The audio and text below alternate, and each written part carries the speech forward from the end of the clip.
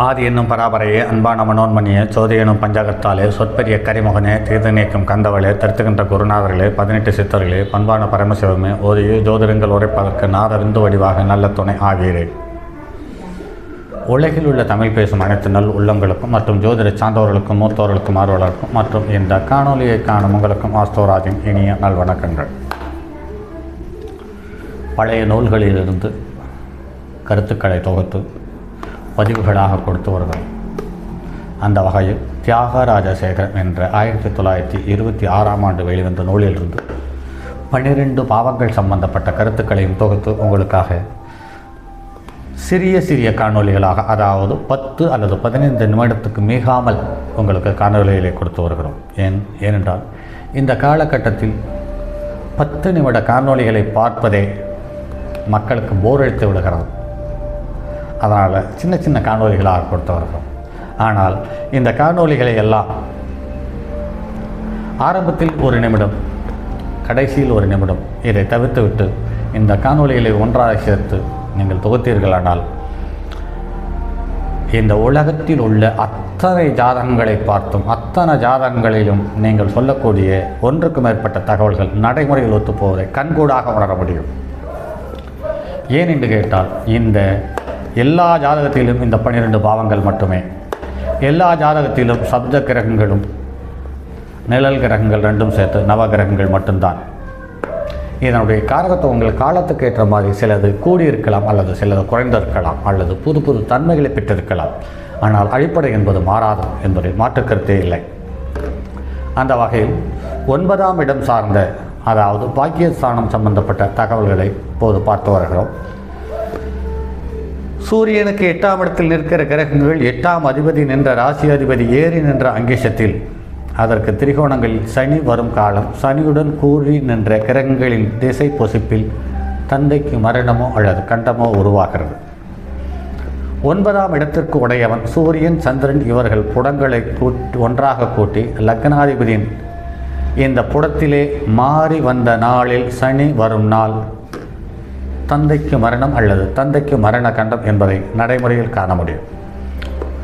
9ஆம் இடம் சரராசியாக இருந்து 9ஆம் இடத்துக்கு உடையவன் சரராசியில் இருக்க சூரியன் திரேகானம் சரராசியாக 9ஆம் இடத்திற்கு உடையவனும் கூடி சஷ்ட அஷ்டமாதிபதிகள் சரக்காலமாக இருக்கும் பட்சத்தில் தந்தையினுடைய மரண காலத்தில், அதாவது தந்தையினுடைய அந்திம காலத்தில் அந்த குழந்தை பக்கத்தில் இருக்கிறது என்பதில் மாற்றுக்கருத்தில்லை.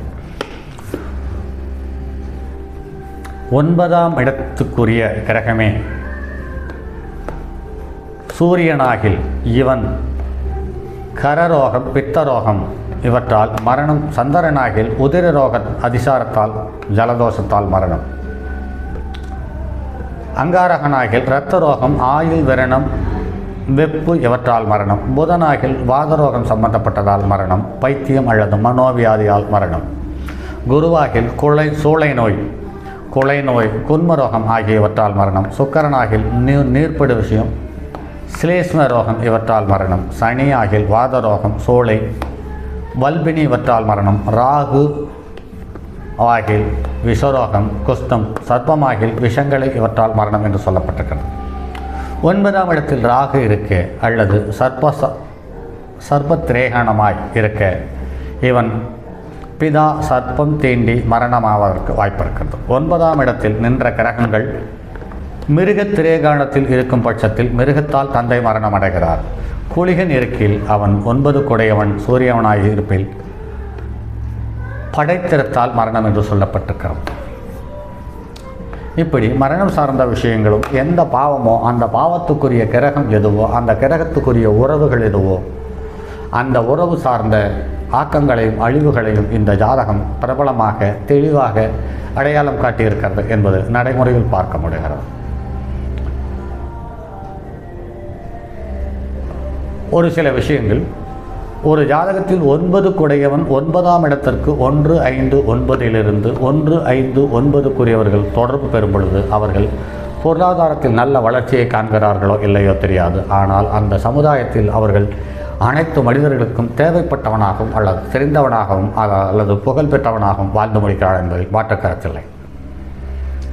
9ஆம் இடத்துக்குரிய கிரகம் லக்னாதிபதியும் பன்னிரெண்டு ராசிகள் எங்கு இருந்தாலும் லக்னாதிபதி நின்ற வீட்டுக்கு 1, 4, 7, 10 9க்குரியவன் நிற்க தந்தை மூலம் செல்வம், செல்வாக்கு, சொத்து, வண்டி வாகனம், போக்குவரத்துக்கள் கிடைக்கிறது.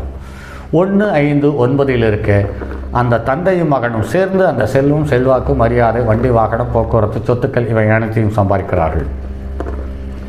இவர்களுக்கு லக்னாதிபதிக்கு 6, 8, 12 9ஆம் இடத்துக்குரிய கிரகம் நிற்க அவன் தந்தைக்கு விரோதமாக அமைகிறான். ஆனாலும் அவனுடைய ஜீவனத்தில், அவனுடைய தொழிலில் ஒரு மேம்பட்ட நிலையில் இருக்கிறான் என்பது நடைமுறையில் காண முடிகிறது.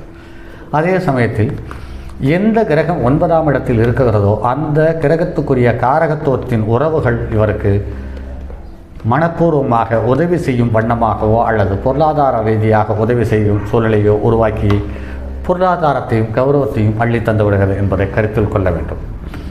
அதே சமயத்தில் 9ஆம் இடம் பலம் பெற்று ஒரு ஜாதகன் இருக்கும் பட்சத்தில் அவருக்கு தன்னுடைய கையிருப்பு சொத்துக்கள் கரைந்து போகிறது. ஆனால் அந்த கையிருப்பு சொத்து கரைந்த இழப்பையும் தாண்டி ஒரு சந்தோஷத்தை தரக்கூடிய கௌரவமும் மரியாதையும் வெளியிடங்களிலிருந்து அவர்கள் பெறுகிறார்கள்.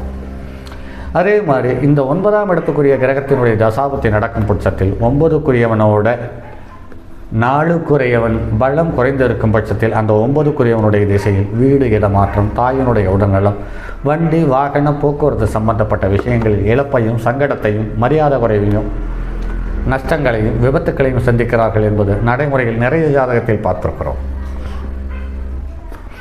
அதே சமயத்தில் 9ஆம் இடத்துக்குரிய கிரகம் மரணத்தை தர வேண்டுமானால் 6ஆம் இடத்திலிருந்து ஒரு கிரகம் தசையை நடத்த வேண்டும், 4ஆம் இடத்திலிருந்து ஒரு கிரகம் தசையை நடத்த வேண்டும்,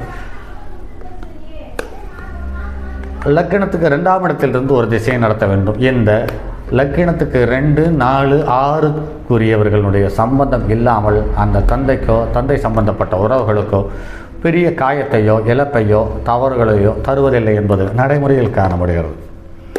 இப்படி ஒரு பாவத்துக்கு அல்லது ஒரு பாவாதிபதி நின்ற வீட்டுக்கு 6, 8, 12 ஒரு பாவத்துக்கு 6, 8, 12க்குரியவனுடைய தொடர்பு இல்லாத பட்சத்தில் எதிரி, கடன், நோய், விளப்பு, கர்மம் இது நடப்பதில்லை என்பது நடைமுறையில் நிறைய ஜாதகத்தில் பார்த்து தெரிந்திருக்கிறோம். நண்பர்களே மற்றும் அடுத்தது ஒரு பதிவில் சந்திப்போம். அதுவரை உங்களிடமிருந்து விடைபெறுவது உங்கள் அன்பு நண்பன் எம் ராஜரத்தினம். வணக்கம் நண்பர்களே.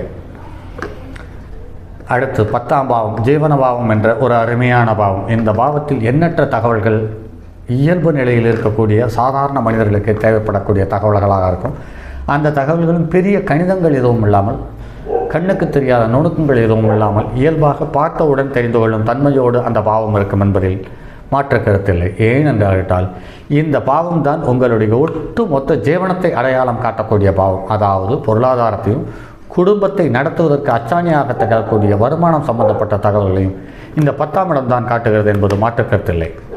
சரி நண்பர்களே, அடுத்ததொரு பதிவில் சந்திப்போம். அதுவரை உங்களிடமிருந்து விடைபெறுவது உங்கள் அன்பு நண்பன் எம் ராஜரத்தினம். என்னுடைய அலைபேசி எண் 9788972999 மற்றும் ஒரு எண் 979113199649.